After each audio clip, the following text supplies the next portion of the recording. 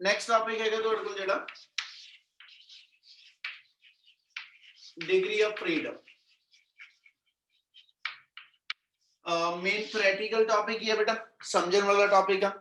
Degree of freedom ਦੇ ਅੰਦਰ ਅਸੀਂ ਡਿਫਾਈਨ ਕਰਦੇ ਹਾਂ ਕਿਸ ਚੀਜ਼ ਨੂੰ ਆ। ਕਹਿੰਦਾ G S the name will suggest ਹੈ ਨਾ, ਡਿਗਰੀ ਆਫ ਫਰੀडम ਮੀਨ ਕਹਿੰਦਾ ਜੀ ਮੇਰੇ ਕੋਲ ਫਰੀडम ਕਿਸ ਐਕਸਟੈਂਟ ਤੱਕ ਹੋਏਗੀ।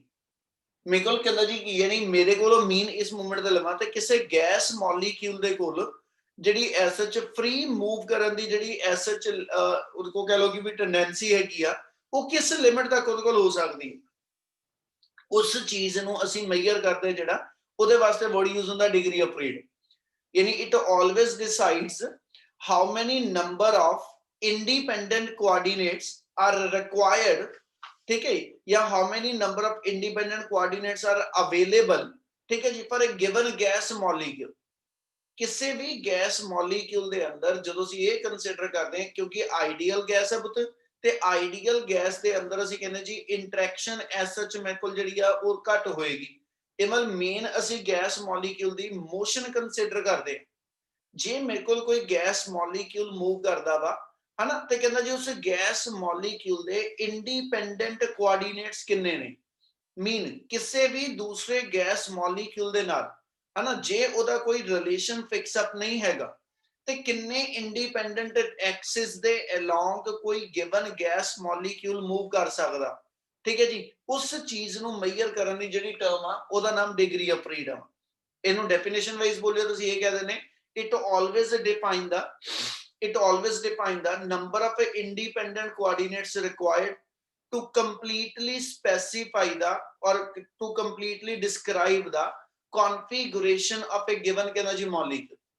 ਕਿਸੇ ਮੋਲੀਕਿਊਲ ਦੀ ਕਨਫੀਗੂਰੇਸ਼ਨ ਯਾਨੀ ਉਹਨੂੰ ਐਸ ਸੱਚ ਅਸੀਂ ਉਹਦੀ ਲੋਕੇਸ਼ਨ ਨੂੰ ਆਇਡੈਂਟੀਫਾਈ ਕਰਨਾ, ਉਹਦੇ ਲਈ ਕਿੰਨੇ number of independent coordinates required ਨੇ, ठीक है, how many number of independent coordinates are required to completely describe the given gas molecule, to completely describe the configuration of a given gas molecule। ਉਹਨੂੰ ਅਸੀਂ degree of freedom ਨਾਲ correlate ਕਰਦੇ ਤੇ ਕਿਤੇ ਨਾ ਕਿਤੇ ਅਸੀਂ ਇਹਨੂੰ ਐਸ ਐਚ ਡਾਈਮੈਂਸ਼ਨ ਨਾਲ ਵੀ ਲਿੰਕ ਕਰਦੇ ਨੇ।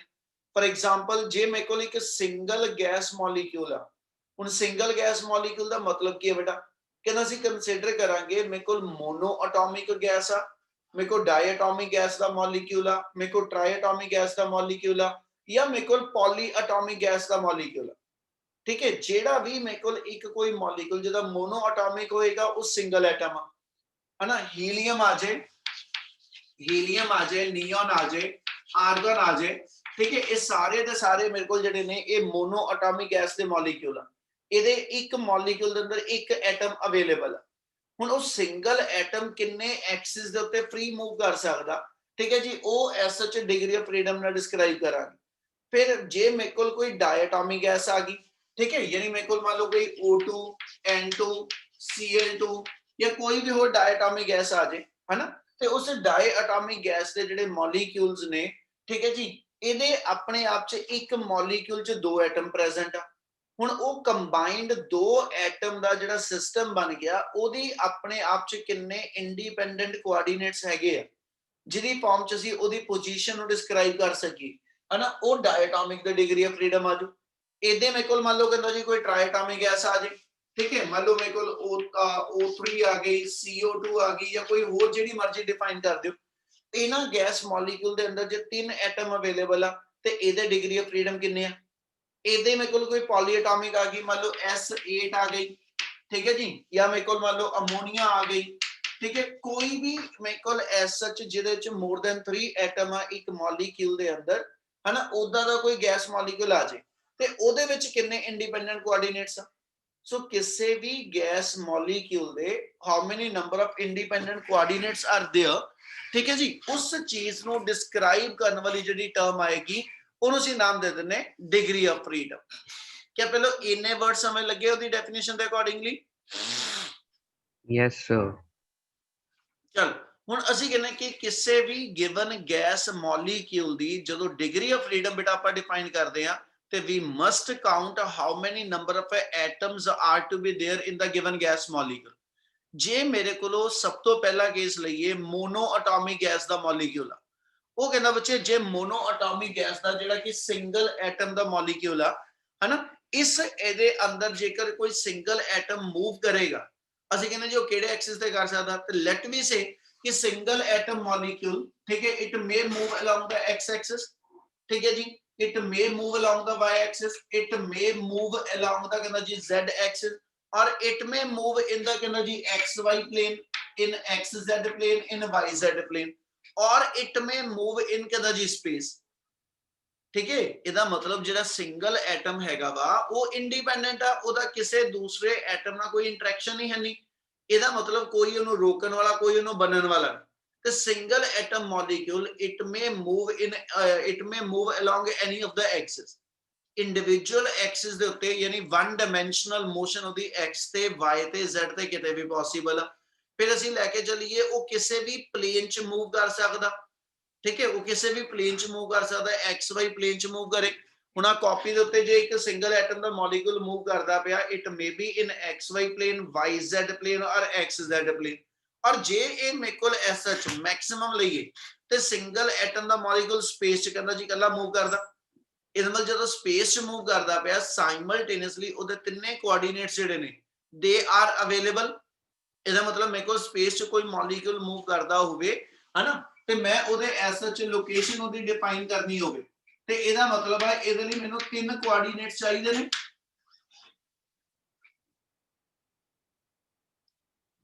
बेटे इन्नी समझ लगदी भी सारे जे मेरे कोल एटम तो बनया मॉलिक्यूल आ तो ਅਸੀਂ ਕਹਿੰਦੇ ਜੀ ਉਹ ਮੈਕਸਿਮਮ ਸਪੇਸ ਦੇ ਅੰਦਰ ਇੰਡੀਵਿਜੂਅਲ ਮੂਵ ਕਰ ਸਕਦਾ। ठीक है, ਤੇ ਇਹਦਾ ਮਤਲਬ ਇਹ ਹੋ ਗਿਆ ਕਿ ਇਹਨੂੰ ਐਸ ਸੱਚ ਜੇ ਮੈਂ ਇਸ ਮੋਲੀਕਿਊਲ ਨੂੰ ਜਾਂ ਇਸ ਸਿੰਗਲ ਐਟਮ ਮੋਲੀਕਿਊਲ ਨੂੰ ਮੈਂ ਲੋਕੇਟ ਕਰਨਾ ਵਾ ਤੇ ਮੈਨੂੰ ਕਿੰਨੇ ਨੰਬਰ ਆਫ ਕੋਆਰਡੀਨੇਟ ਚਾਹੀਦੇ ਆ ਜੀ? इस एटम और इस मॉलिक्यूल नु जे मैं लोकेट करना किन्ने कोऑर्डिनेट रिक्वायर्ड आ? 3 है ना। सो फिर ਇਹਦਾ ਕਿਸੇ ਦੂਸਰੇ ਐਟਮ ਨਾਲ ਕੋਈ ਇੰਟਰੈਕਸ਼ਨ ਨਹੀਂ ਹੈਗੀ, ਠੀਕ ਹੈ ਜੀ, ਜਿਹਦੇ ਰਿਸਪੈਕਟਿਵਲੀ ਅਸੀਂ ਇਹਨੂੰ ਲੋਕੇਟ ਕਰਨਾ। ਇਹਦਾ ਮਤਲਬ ਇਹ ਹੋ ਗਿਆ ਕਿ ਵੀ ਇਹਦੇ ਲਈ ਜਿਹੜੇ number of independent coordinates required ਹੋਊਗੇ ਹਨਾ to specify the location of the given particle, ਤੇ ਕਹਿੰਦਾ ਜੀ ਉਹ ਮੇਰੇ ਐਸ ਸੱਚ 3 ਡਿਗਰੀ ਆਫ ਫਰੀडम ਆ ਜਾਣੀ ਹੈ, ਯਾਨੀ 3 ਨੰਬਰ ਆਫ ਇੰਡੀਪੈਂਡੈਂਟ ਕੋਆਰਡੀਨੇਟ ਆਣੇ। ਤੇ ਜੇ ਇਹਦੀ ਪੋਜੀਸ਼ਨ ਨੂੰ ਸਪੈਸੀਫਾਈ ਕਰਨ ਲਈ ਮੇਰੇ ਕੋਲ 3 ਇੰਡੀਪੈਂਡੈਂਟ ਕੋਆਰਡੀਨੇਟਸ ਨੇ, ਤਾਂ ਅਸੀਂ ਡਿਫਾਈਨ ਕਰਦੇ ਇਹਦੀਆਂ 3 ਡਿਗਰੀ ਆਫ ਫਰੀडम।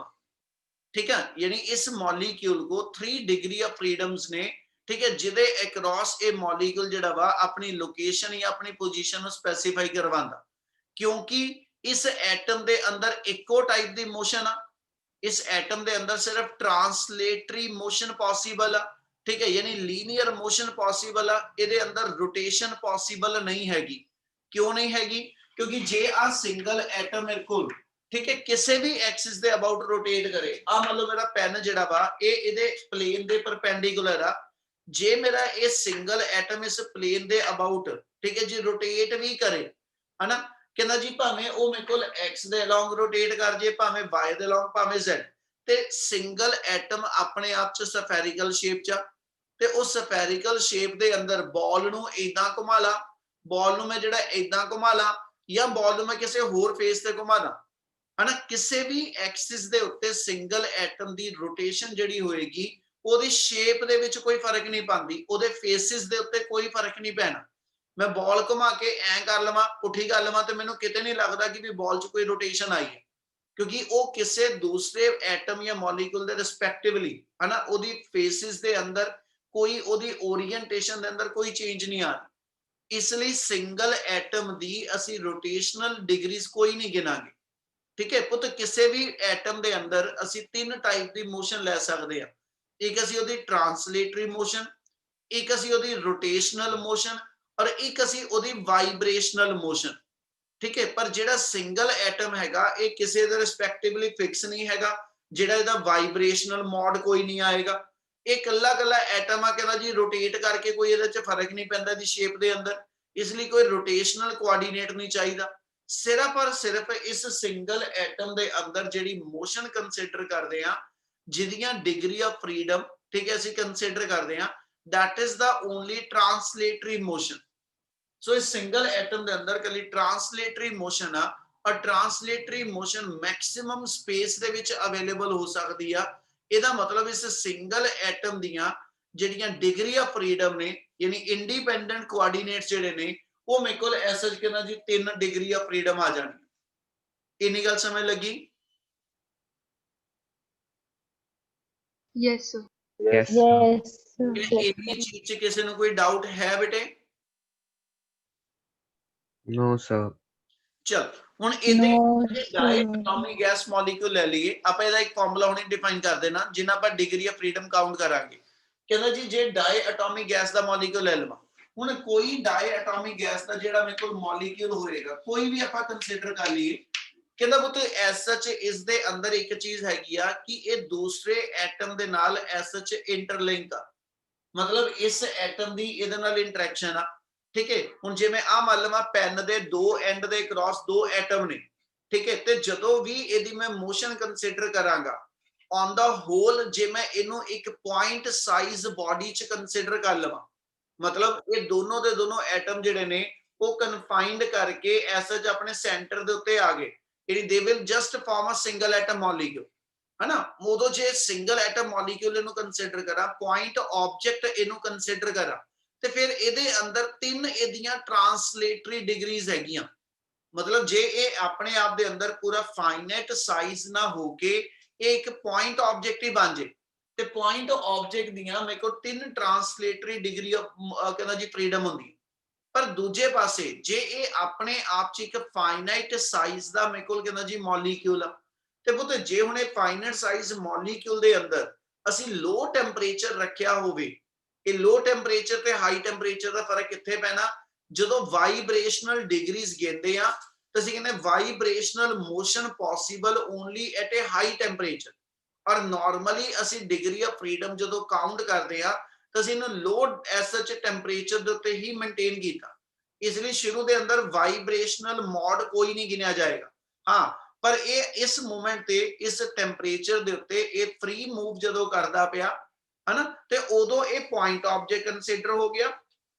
दो वे ना दी डिग्री ऑफ फ्रीडम दसांगा, एक बार समझ लियो, ठीक है। ये जे एस सच अपने आप दे अंदर एक पॉइंट ऑब्जेक्ट बनया, ते पॉइंट ऑब्जेक्ट दियां मेरे को 3 ट्रांसलेशनल डिग्रीज ने, यानी पॉइंट ऑब्जेक्ट मेरे को स्पेस दे अंदर जदों मूव करेगा ओदियां as such single atom molecule दे अकॉर्डिंगली 3 एदियां मेरे को डिग्री ऑफ फ्रीडम पॉसिबल, ठीक है, यानी 3 एदे अंदर ट्रांसलेशनल डिग्री ऑफ फ्रीडम आ, ते दूजे पासे अपने एक एक्सिस नु छड्ड के, अपने एक एक्सिस नु छड्ड के जे ये एक्स एक्सिस हैगा, एक्स एक्सिस नु छड्ड के, ठीक है, ये मॉलिक्यूल मेरा वाई एक्सिस दे अबाउट रोटेट कर सकदा, ये मॉलिक्यूल मेरा जेड एक्सिस दे अबाउट रोटेट कर सकदा, पर अपने एक्सिस ते वाइब्रेट ते कर सकदा, अपने एक्सिस ते वाइब्रेट ते कर सकदा, बट अपने एक्सिस दे उत्ते ये रोटेट नहीं कर सकदा। क्या इन्नी गल समझ लगदी पई?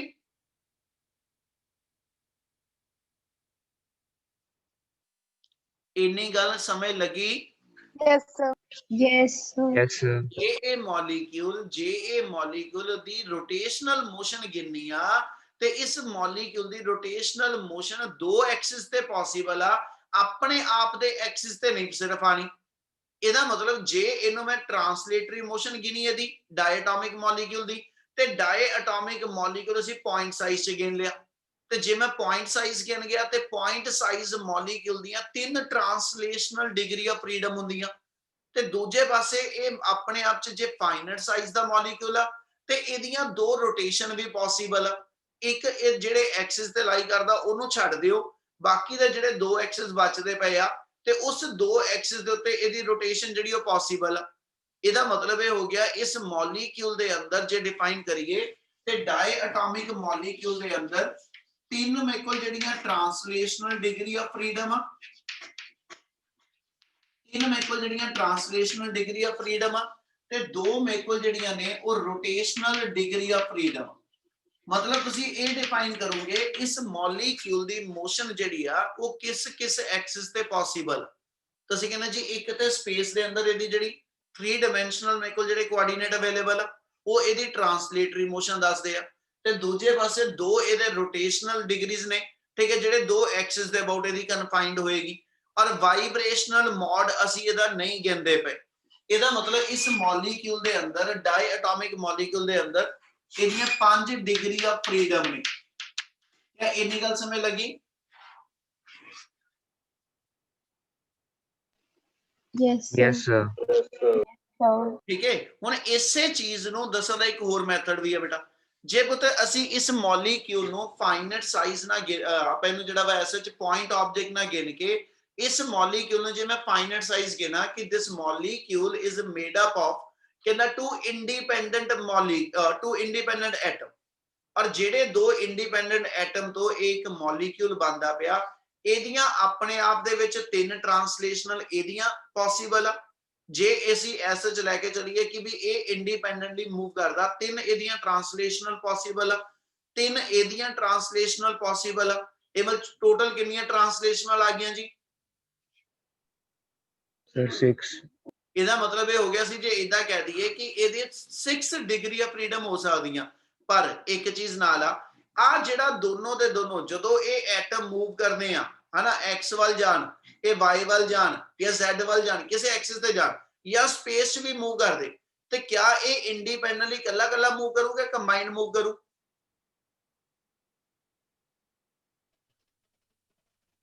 Sir, combined. Fine, sir. Combined ਹੀ ਕਰੇਗਾ ਨਾ, क्योंकि इस बॉन्ड लेंथ के थ्रू दोनों एक दूसरे ਨਾਲ इंटरेक्शन दिखा रहे हैं, यानी इस बॉन्ड लेंथ के थ्रू ये दोनों एक दूसरे ਨਾਲ बजे हुए हैं। ਇਹਦਾ ਮਤਲਬ ਇੰਡੀਪੈਂਡੈਂਟਲੀ ਇਹ ਇਕੱਲਾ ਤੇ ਇੱਧਰ ਚਲਾ ਨਹੀਂ ਜਾਊਗਾ ਤੇ ਇਹ ਇਕੱਲਾ ਇੱਧਰ ਤਾਂ ਚਲਾ ਨਹੀਂ ਜਾਊਗਾ। ਜਦੋਂ ਵੀ ਇਹ ਸਪੇਸ 'ਚ ਜਾਊਗੇ, ਜਦੋਂ ਵੀ ਇਹ x ਐਕਸਿਸ ਤੇ ਜਾਊਗੇ, ਜਦੋਂ ਵੀ ਇਹ y ਤੇ ਜਾਊਗੇ, ਕਿਸੇ ਵੀ ਐਕਸਿਸ ਤੇ ਜਾਊਗੇ, ਐਸਾ ਚ ਸਿਸਟਮ मूव करेगा? Yes, sir. Yes, Yes. sir.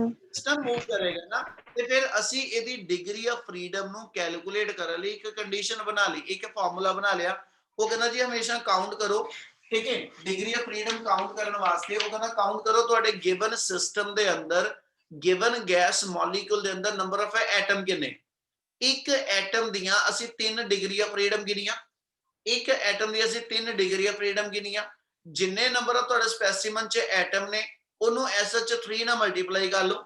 ਆਪਾਂ ਮੰਨਿਆ ਜੀ a ਨੰਬਰ ਆਫ ਐਟਮਸ ਨੇ, a ਨੰਬਰ ਆਫ ਐਟਮਸ ਨੇ ਤੇ ਇੱਕ ਐਟਮ ਦੀਆਂ 3 ਡਿਗਰੀ ਆਫ ਫਰੀडम ਆ, ठीक है, यानी 3a मेरी डिग्री ऑफ फ्रीडम, ਇਹਦੇ ਵਿੱਚੋਂ ਮਾਈਨਸ ਕਰ ਦਿਓ ਜਿੰਨੇ ਇੰਡੀਪੈਂਡੈਂਟ ਰਿਲੇਸ਼ਨ ਨੇ। ਇੰਡੀਪੈਂਡੈਂਟ ਰਿਲੇਸ਼ਨ ਕਿਹਨੂੰ ਕਹਾਂਗਾ?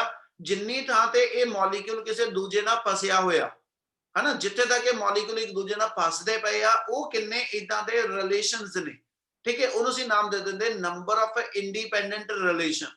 ਤੇ ਜੇ ਆ ਦੋ ਐਟਮ ਦਾ ਸਿਸਟਮ ਆ ਅਸੀਂ ਕਹਿੰਦੇ ਜੀ ਇਹ ਆਪਸ ਇੱਕ ਦੂਜੇ ਨਾਲ ਬਾਉਂਡ ਆ, ਸਿੰਗਲ ਬੌਂਡ ਡਬਲ ਬੌਂਡ ਕਿਤੇ ਮੈਟਰ ਨਹੀਂ ਕਰੇਗਾ, ਪਰ ਇਹ ਸਿਰਫ ਔਰ ਸਿਰਫ ਇਹ ਹੈ ਕਿ ਵੀ ਇੱਕ ਥਾਂ ਤੇ ਇਹਨਾਂ ਦਾ ਆਪਸ ਵਿੱਚ ਰਿਲੇਸ਼ਨ ਆ, ਠੀਕ ਹੈ, ਜਿੱਤੋਂ ਬਿਨਾ ਇਹ ਨਹੀਂ ਤੁਰ ਸਕਦਾ, ਠੀਕ ਹੈ। ਜਦੋਂ ਵੀ ਇਸ ਐਟਮ ਨੇ ਤੁਰਨਾ, ਜਦੋਂ ਵੀ ਇਸ ਐਟਮ ਨੇ ਮੂਵ ਕਰਨਾ, ਇਹਨੂੰ ਨਾਲ ਲੈ ਕੇ ਹੀ ਇਹਨੇ ਚੱਲਣਾ, ਯਾਨੀ ਆ ਇੱਕ ਇਹਦਾ ਦੂਜੇ ਐਟਮ ਦੇ ਨਾਲ ਰਿਲੇਸ਼ਨ ਫਿਕਸ ਆ ਜਿਹੜਾ ਤੁਸੀਂ ਨੈਗਲੈਕਟ ਇਹਨੂੰ ਨਹੀਂ ਕਰ ਪਾਉਂਗੇ।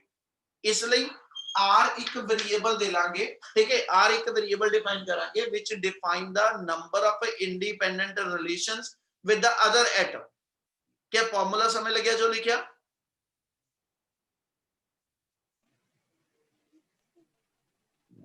बेटे जेड़ा फॉर्मूला लिखदा पिया, क्या फॉर्मूला समझ लग गया बच्चे? Yes, sir. Yes, sir. ਹੁਣ ਇਸ ਫਾਰਮੂਲੇ ਦੇ ਅਕੋਰਡਿੰਗਲੀ ਜੇ ਆਪਾਂ ਚੱਲੀਏ ਆਪਣੇ ਪਹਿਲਾਂ ਮੋਨੋਟੋਮਿਕ ਵਾਲੀ ਦੁਬਾਰਾ ਕੰਡੀਸ਼ਨ ਬਣਾਈਏ। मोनो एटॉमिक दे अंदर अपने को मोनो एटॉमिक गैस दे अंदर अपने को जे लेके चलिए ते ओदे च एक एटम आ।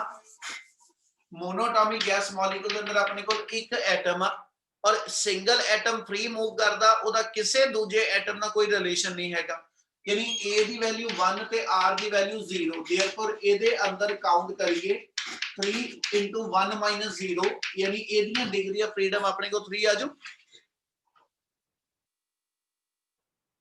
Yes, sir. Yes, sir.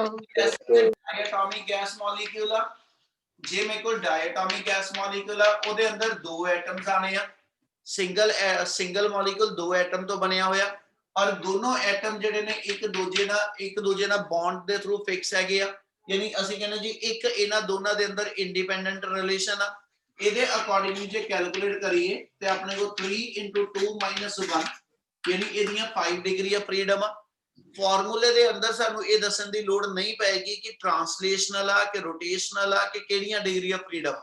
ਇਹ ਜਨਰਲ ਉਹਦਾ ਇੱਕ ਜਨਰਲਾਈਜ਼ ਫਾਰਮੂਲਾ ਹੋਏਗਾ ਜਿਹੜਾ ਕਿਸੇ ਵੀ ਗੈਸ ਮੋਲੀਕਿਊਲ ਜਿਹੜਾ ਕਿ ਮੋਨੋ ਐਟੋਮਿਕ ਆ, ਡਾਈ ਐਟੋਮਿਕ ਆ, ਟ੍ਰਾਈ ਐਟੋਮਿਕ ਆ, ਪੋਲੀ ਐਟੋਮਿਕ ਆ, ਜਿਹੜਾ ਮਰਜ਼ੀ ਮੋਲੀਕਿਊਲ ਆ ਜਾਏ, ਹਰ ਮੋਲੀਕਿਊਲ ਦੀਆਂ ਡਿਗਰੀ ਆਫ ਫਰੀडम ਨੂੰ ਕਾਊਂਟ ਕਰਨੀ ਆਪਣੇ ਕੋਲ ਇੱਕ ਫਾਰਮੂਲਾ ਆ ਜਾਏਗਾ। क्या डायटोमिक दी कंडीशन क्लियर आ? yes sir, Yes, sir. ये मेन हैगा सिर्फ टॉपिक समझण वाला, ठीक है, लिखण वाला इच बहुता कुछ नहीं हैगा, इसलिए समझी ध्यान नाल चलो।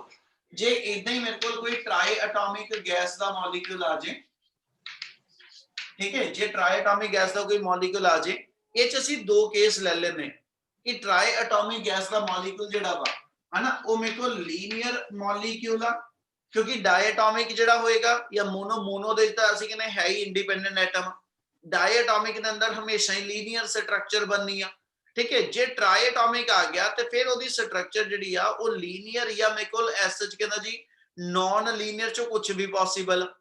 ਇਹਦਾ मतलब लीनियर मॉलिक्यूल आ के नॉन लीनियर स्ट्रक्चर आ, ठीक है। दैट डिफाइन कि भाई how many number of independent relations are to be there. जिदा ਆਪਾਂ ਲੈ ਲਈਏ CO2 ਆ, CO2 ਆਪਣੇ ਆਪ ਦੇ ਅੰਦਰ ਮੇਰੇ ਕੋਲ ਜਿਹੜਾ ਹੋਏਗਾ, CO2 ਆਪਣੇ ਆਪ ਚ ਇਹਦੀ ਸਟਰਕਚਰ ਜਿਹੜੀ ਮੇਰੇ ਕੋਲ ਲੀਨੀਅਰ ਆ ਜਾਏਗੀ। ਤੁਸੀਂ ਕਹਿੰਦੇ ਜੀ ਜਿਹਦਾ ਇਹਦੀ structure OC double bond O, ਇਹਦਾ ਮਤਲਬ ਜੇ ਆ ਲੀਨੀਅਰ ਸਟਰਕਚਰ ਦਾ ਮੋਲੀਕਿਊਲ ਆ ਤੇ ਲੀਨੀਅਰ ਸਟਰਕਚਰ ਦੇ ਮੋਲੀਕਿਊਲ ਦੇ ਅੰਦਰ ਅਸੀਂ ਕੰਸੀਡਰ ਕਰਦੇ 3 ਨੰਬਰ ਆਫ ਐਟਮਸ ਹੋ ਗਏ, ਯਾਨੀ A ਦੀ ਵੈਲਿਊ ਮੇਰੀ 3 ਹੋਗੀ ਔਰ ਦੋ ਥਾਂ ਤੇ ਇਹ ਆਪਸ ਇੱਕ ਦੂਜੇ ਨਾਲ ਰਿਲੇਸ਼ਨ ਫਿਕਸ ਅਪ ਕਰਦੇ ਆ। ਇਹਦਾ ਮਤਲਬ ਇਹ ਹੋ ਗਿਆ R ਦੀ ਵੈਲਿਊ ਮੇਰੇ ਕੋਲ 2 ਆ ਜਾਏਗੀ ਤੇ ਇਹਦੀਆਂ ਡਿਗਰੀ ਆਫ ਫਰੀडम ਜੇ ਕਾਊਂਟ ਕਰੀਏ, ਇਹਦੀਆਂ ਡਿਗਰੀ ਆਫ ਫਰੀडम ਕਾਊਂਟ ਕਰੀਏ ਤੇ ਇਸ ਮੋਲੀਕਿਊਲ ਦੀਆਂ ਡਿਗਰੀ ਆਫ ਫਰੀडम ਮੇਰੇ ਕੋਲ 7 ਆ ਜੂ। ਕੀ ਇੰਨੀ ਗੱਲ ਕਲੀਅਰ ਆ? yes sir, Yes, sir. Yes, sir. Yes, sir.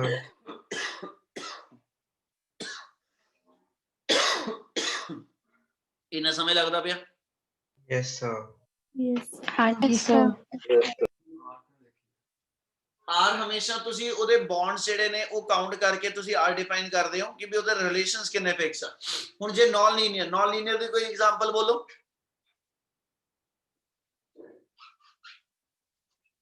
Non Sir, curve. हाँ बोलो। Curve. हाँ H2O. sir H2O, बिल्कुल, वाटर दी स्ट्रक्चर ਅਸੀਂ ਲੈ ਲਈਏ ਤੇ ਉਹ ਨॉन ਲੀਨੀਅਰ ਆ ਜੂ, ਹੈ ਨਾ। ਹੋਰ ਕੋਈ? NH3. ਉਹਦਾ 4 ਮੋਲੀਕਿਊਲਸ ਦਾ ਸਿਸਟਮ ਹੋ ਗਿਆ। NH3 SO2. SO2, ਐਟੋਮਿਕ ਹੋਇਆ, SO2. SO2 ਆ ਜੂਗੀ, ਠੀਕ ਹੈ। ਇਹਨਾਂ ਮੋਲੀਕਿਊਲਸ ਦੇ ਅੰਦਰ ਜੇ ਅਸੀਂ ਕੰਸੀਡਰ ਕਰਕੇ ਚੱਲੀਏ ਤੇ ਅਸੀਂ ਕਹਿੰਦੇ ਜੀ ਜਿਹੜੇ ਇਹ ਮੋਲੀਕਿਊਲਰ ਸਟਰਕਚਰ ਆ ਇਹ ਜੇ ਨॉन ਲੀਨੀਅਰ ਹੋਏਗੀ ਤੇ ਬੁੱਤ ਨॉन ਲੀਨੀਅਰ ਦੇ ਅੰਦਰ ਜਿਹਦਾ ਆਪਾਂ SH ਸਿਰਫ ਡਿਫਾਈਨ ਕਰ ਰਹੇ ਹਾਂ ਵੈਸੇ ਦੱਸਣ ਵਾਸਤੇ, ਜੇ ਮੰਨ ਲਓ ਇਹਦਾ ਮੇਰੇ ਕੋਲ ਜਿਹੜੀ ਵਾਟਰ ਮੋਲੀਕਿਊਲ ਦੀ ਕੋਈ ਸਟਰਕਚਰ ਆ ਜਾਏ, ਇਹਦਾ ਮਤਲਬ ਹੋ ਗਿਆ ਇਹ ਤਿੰਨੇ ਇੱਕ ਦੂਸਰੇ ਨਾਲ ਜਿਹੜੀ ਇੰਟਰੈਕਸ਼ਨਸ ਦਿਖਾ ਰਹੇ, ਇਹ ਚ ਇੰਡੀਪੈਂਡੈਂਟ ਰਿਲੇਸ਼ਨਸ 3 ਆ ਜਾਣੇ, ਠੀਕ ਹੈ। ਨੰਬਰ ਆਫ ਐਟਮਸ ਇਹਦੇ ਵਿੱਚ ਵੀ 3, इसलिए ਇਹਦੀਆਂ ਡਿਗਰੀ ਆਫ ਫਰੀडम ਅਸੀਂ ਕਾਊਂਟ ਕਰਨੀਆਂ ਹੋਣ ਤੇ ਇਹਦੇ ਲਈ n ਮੇਰੇ ਕੋਲ ਜਿਹੜਾ ਵਾ ਆ ਟਰਮ ਤੇ ਸੇਮ ਹੀ ਰਹੇਗੀ, 3 A ਵਾਲੀ ਟਰਮ ਉਹੀ ਰਹਿਣੀ, ਪਰ ਇੰਡੀਪੈਂਡੈਂਟ ਰਿਲੇਸ਼ਨਸ ਜਿਹੜੇ ਨੇ ਉਹ ਇਸ ਦੇ ਅੰਦਰ 3 ਡਿਫਾਈਨਡ ਹੋ ਜੂ ਤੇ ਅਲਟੀਮੇਟਲੀ ਇਹਦੀਆਂ ਡਿਗਰੀ ਆਫ ਫਰੀडम ਜਿਹੜੀਆਂ ਨੇ ਉਹ ਮੇਰੇ ਕੋਲ ਕਹਿੰਦਾ ਜੀ SS6 ਡਿਫਾਈਨਡ ਹੋ ਜੂ। ਇਹ ਚ ਉਹਦੀਆਂ ਟ੍ਰਾਂਸਲੇਸ਼ਨਲ ਡਿਗਰੀ, ਇਹਦੇ ਵਿੱਚ ਉਹਦੀਆਂ ਰੋਟੇਸ਼ਨਲ ਡਿਗਰੀਜ਼ ਉਹ ਸਾਰੀਆਂ ਕਾਊਂਟੇਬਲ ਹੁੰਦੀਆਂ। ਜਿੱਦਾਂ ਜਿੱਦਾਂ ਸਟਰਕਚਰ ਜਿਹੜੀ ਆ ਹਨਾ ਉਹ ਕੰਪਲੈਕਸ ਹੁੰਦੀ ਚਲੇ ਜਾਣੀ, ਠੀਕ ਹੈ। ਉਹਦੇ ਅੰਦਰ ਅਸੀਂ ਇੰਡੀਵਿਜੂਅਲ ਮੋਲੀਕਿਊਲ ਦੀ ਟ੍ਰਾਂਸਲੇਟਰੀ ਮੋਸ਼ਨ ਆ ਜਾਂ ਰੋਟੇਸ਼ਨਲ ਮੋਸ਼ਨ ਆ ਜਾਂ ਵਾਈਬ੍ਰੇਸ਼ਨਲ ਆ ਉਹ ਸ਼ੋ ਨਹੀਂ ਕਰਾਂਗੇ। ਇਹ ਆਪਣੇ ਨਹੀਂ ਆਣੀਆਂ ਚੀਜ਼ਾਂ ਕਿ ਵੀ ਉਹਦੇ ਚੋਂ ਟ੍ਰਾਂਸਲੇਸ਼ਨਲ ਉਹਦੀਆਂ ਵੱਖਰੀਆਂ ਸਾਰੀਆਂ ਐਕਸਪਲੇਨ ਕਰੋ, ਰੋਟੇਸ਼ਨਲ ਸੈਪਰੇਟ ਐਕਸਪਲੇਨ ਕਰੋ। ਇਨ ਜਨਰਲ ਅਸੀਂ ਉਹਦੀਆਂ ਡਿਗਰੀ ਆਫ ਫਰੀडम ਕਾਊਂਟ ਕਰਨੀਆਂ ਵਾ ਤੇ ਡਿਗਰੀ ਆਫ ਫਰੀडम ਨੂੰ ਕਾਊਂਟ ਕਰਨ ਲਈ ਆਪਣਾ ਮੇਨ ਫਾਰਮੂਲਾ ਆ ਵਾਲਾ ਰਹਿ ਜਾਏਗਾ। क्या इतना क्लियर है? पहलो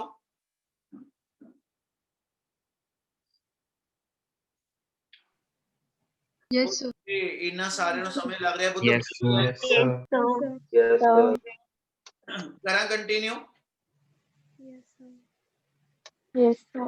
चल ਹਾਂਜੀ sir. Yes, sir. ਇਹਦੇ ਨਾਲ ਹੀ ਆਪਣਾ ਜਿਹੜਾ ਟੌਪਿਕ ਬਣਨਾ, ਠੀਕ ਹੈ ਜੀ, ਇਹਦੇ ਨਾਲ ਹੀ ਰਿਲੇਟਡ ਅਗਲੀ ਟਰਮ ਵੀ ਬਣਨੀ ਆ, law of equipartition of energy।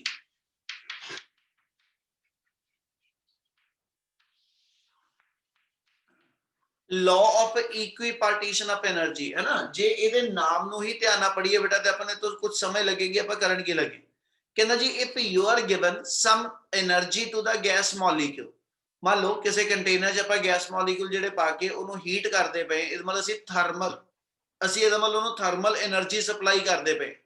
ਜਦੋਂ ਅਸੀਂ ਉਸ ਗੈਸ ਮੋਲੀਕਿਊਲਸ ਨੂੰ ਥਰਮਲ એનર્ਜੀ ਸਪਲਾਈ ਕਰਦੇ ਨਾ, ਇਹਦਾ ਮਤਲਬ ਇੱਕ ਤਰ੍ਹਾਂ ਅਸੀਂ ਉਸ ਗੈਸ ਮੋਲੀਕਿਊਲ ਨੂੰ ਥਰਮਲ એનર્ਜੀ ਡਿਲੀਵਰ ਕਰਦੇ ਪਏ। ਤੇ ਜਦੋਂ ਗੈਸ ਮੋਲੀਕਿਊਲ ਨੂੰ ਥਰਮਲ એનર્ਜੀ ਦੇ ਰਿਹਾ ਵਾ ਤੇ ਉਹ ਗੈਸ ਮੋਲੀਕਿਊਲ ਜਿਹੜੇ ਨੇ ਉਹ ਥਰਮਲ એનર્ਜੀ ਨੂੰ ਅੱਗੇ ਆਪਣੇ ਡਿਸਟ੍ਰੀਬਿਊਟ ਕਿੱਦਾਂ ਕਰਦੇ ਆ। ਜੇ ਮੋਨੋ ਐਟੋਮਿਕ ਗੈਸ ਦੇ ਮੋਲੀਕਿਊਲ ਨੂੰ ਕੁਝ એનર્ਜੀ ਦਿੱਤੀ, ਡਾਈ ਐਟੋਮਿਕ ਗੈਸ ਦੇ ਮੋਲੀਕਿਊਲ ਨੂੰ ਮੈਂ ਕੁਝ એનર્ਜੀ ਦਿੱਤੀ, ਟ੍ਰਾਈ ਐਟੋਮਿਕ ਗੈਸ ਮੋਲੀਕਿਊਲ ਦੇ ਮੋਲੀਕਿਊਲ ਨੂੰ ਮੈਂ ਕੁਝ એનર્ਜੀ ਦਿੱਤੀ, ਉਹਨਾਂ ਨੇ ਆਪਸ ਦੇ ਵਿੱਚ ਆਪਣੀ એનર્ਜੀ ਨੂੰ ਡਿਸਟ੍ਰੀਬਿਊਟ ਕਿੱਦਾਂ ਕਰਨਾ। ਤੇ ਆਹ ਵਰਡ ਕਹਿੰਦਾ ਕਿ energy always distributed equally, energy always distributed equally among all the different ਕਹਿੰਦਾ ਜੀ degree of freedom of a given gas molecule। ਉਹ ਤੇ ਮੈਂ ਕਿਤੇ ਨਹੀਂ ਕਿਹਾ ਕਿ ਜਦੋਂ એનર્ਜੀ ਅਸੀਂ ਥਰਮਲ એનર્ਜੀ ਦਵਾਂਗੇ ਤੇ ਉਹ ਗੈਸ ਮੋਲੀਕਿਊਲ ਨੇ ਜਿਹੜੀ ਥਰਮਲ એનર્ਜੀ ਆ ਹਨਾ ਉਹ ਆਪਸ ਵਿੱਚ ਸਾਰੇ ਮੋਲੀਕਿਊਲ ਨੇ ਬਰਾਬਰ ਬਰਾਬਰ ਲੈਣੀ ਆ। ਕਹਿੰਦਾ ਇਦਾਂ ਨਹੀਂ, ਇੱਕ ਮੋਲੀਕਿਊਲ ਦੀ ਇੱਕ ਡਿਗਰੀ ਆਫ ਫਰੀडम ਕੋ, ਜੇ ਮੋਨੋਐਟੋਮਿਕ ਗੈਸ ਦਾ ਮੋਲੀਕਿਊਲ ਉਹਦੀਆਂ 3 ਡਿਗਰੀ ਆਫ ਫਰੀडम, ਯਾਨੀ ਜਿੰਨੀ ਮੈਂ ਇੱਕ ਮੋਨੋਐਟੋਮਿਕ ਗੈਸ ਦੇ ਮੋਲੀਕਿਊਲ ਨੂੰ એનર્ਜੀ ਦਿੱਤੀ ਹਨਾ, ਜਦੋਂ ਉਹਨੇ ਉਹ એનર્ਜੀ ਡਿਸਟ੍ਰੀਬਿਊਟ ਕਰਨੀ ਆ ਤੇ ਉਹ ਕੋ 3 ਐਕਸਿਸ ਅਵੇਲੇਬਲ ਆ, ਉਹਨੇ 3 ਡਿਗਰੀ ਆਫ ਫਰੀडम ਚ ਉਹ એનર્ਜੀ ਵੰਡ ਕੇ ਦੇਣੀ ਆ। ਅਸੀਂ ਕਹਿੰਦੇ ਤਿੰਨੇ ਡਿਗਰੀ ਆਫ ਫਰੀडम ਨੂੰ ਉਹ એનર્ਜੀ ਇਕੁਅਲ ਡਿਸਟ੍ਰੀਬਿਊਟ ਹੋਣੀ ਚਾਹੀਦੀ। ਜੇ ਡਾਇਐਟੋਮਿਕ ਗੈਸ ਦੇ ਮੋਲੀਕਿਊਲ ਨੂੰ ਮੈਂ ਉਨੀ ਹੀ એનર્ਜੀ ਦਿੱਤੀ ਤੇ ਉਹਦੇ ਡਾਇਐਟੋਮਿਕ ਗੈਸ ਮੋਲੀਕਿਊਲ ਦੀਆਂ ਅੱਗਿਓਂ ਜਿੰਨੀਆਂ ਵੀ ਡਿਗਰੀ ਆਫ ਫਰੀडम ਆ, ਜਿੱਦਾਂ ਡਾਇਐਟੋਮਿਕ ਦੀਆਂ 5 ਡਿਗਰੀ ਆਫ ਫਰੀडम ਆ, ਉਹਨਾਂ 5 ਡਿਗਰੀ ਆਫ ਫਰੀडम ਦੇ ਕੋਲ એનર્ਜੀ ਬਰਾਬਰ ਆਣੀ ਚਾਹੀਦੀ ਹੈ। ਇਹ ਨਹੀਂ ਆਪਾਂ ਇੱਕ ਲਾਈਨ ਪਿੱਛੇ ਪੜੀ ਹੋਈ ਆ kinetic theory ਦੇ ਅੰਦਰ ਬੇਟਾ, ਉਹਦੀ assumption 'ਚ ਇੱਕ ਲਾਈਨ ਕਹੀ ਸੀਗੀ there is no preferred direction for a gas molecule to be ਕਹਿੰਦਾ ਜੀ move। ਗੈਸ ਮੋਲੀਕਿਊਲ ਦੇ ਕੋਈ ਪ੍ਰੈਫਰੇਬਲ ਡਾਇਰੈਕਸ਼ਨ ਨਹੀਂ ਹੈਗੀ ਕਿ ਵੀ ਉਹਨੂੰ x ਐਕਸਿਸ ਤੇ એનર્ਜੀ ਜ਼ਿਆਦਾ ਮਿਲਦੀ ਤੇ ਉਹ x ਐਕਸਿਸ ਵੱਲ ਜ਼ਿਆਦਾ ਮੋਲੀਕੂਲਰ ਮੋਸ਼ਨ ਦੇਗਾ, y ਵੱਲ ਘੱਟ ਹੋਏਗੀ। ਇਹਦਾ ਮਤਲਬ ਗੈਸ ਮੋਲੀਕਿਊਲ ਦੀ ਜੇ ਸਾਰੇ ਪਾਸੇ ਸਾਰੇ ਐਕਸਿਸ ਦੇ ਉੱਤੇ ਠੀਕ ਹੈ ਸਾਰੇ ਪਲੇਨ ਦੇ ਅੰਦਰ ਜੇ ਉਹਦੀ ਮੋਲੀਕੂਲਰ ਮੋਸ਼ਨ ਸੇਮ ਆ ਤੇ ਇਹਦਾ ਮਤਲਬ ਇਹ ਹੋਏਗਾ ਕਿਸੇ ਵੀ ਐਕਸਿਸ ਤੇ ਮਿਲਣ ਵਾਲੀ એનર્ਜੀ ਜਿਹੜੀ ਮੋਲੀਕਿਊਲ ਕੋਲ ਹੋਏਗੀ ਉਹ ਇਕੁਅਲ ਅਮਾਉਂਟ ਚ ਹੋਏਗੀ ਤੇ ਉਸ ਐਕਸਿਸ ਦੇ ਅਬਾਊਟ ਜਾਂ ਉਸ ਰੋਟੇਸ਼ਨਲ ਮੋਸ਼ਨ ਦੇ ਅਬਾਊਟ ਠੀਕ ਹੈ ਜਿਹੜੀ ਉਹਦੇ ਕੋਲ એનર્ਜੀ ਜਾਂਦੀ ਆ ਅਸੀਂ ਕਹਿੰਦੇ ਉਹ ਡਿਗਰੀ ਆਫ ਫਰੀडम ਦੇ ਅਕੋਰਡਿੰਗਲੀ ਆ। ਫਿਰ ਜਦੋਂ ਵੀ ਇੱਕ ਮੋਨੋਐਟੋਮਿਕ ਗੈਸ ਦੇ ਮੋਲੀਕਿਊਲ ਨੂੰ ਡਾਇਐਟੋਮਿਕ ਦੇ ਟ੍ਰਾਈਐਟੋਮਿਕ ਦੇ ਜਾਂ ਪੋਲੀਐਟੋਮਿਕ ਗੈਸ ਦੇ ਮੋਲੀਕਿਊਲ ਨੂੰ ਤੁਸੀਂ એનર્ਜੀ ਦਿੱਤੀ, ਉਹਨੇ ਆਪਣੀ ਹਰ ਡਿਗਰੀ ਆਫ ਫਰੀडम ਨੂੰ એનર્ਜੀ ਬਰਾਬਰ ਦਵਾਣੀ ਆ।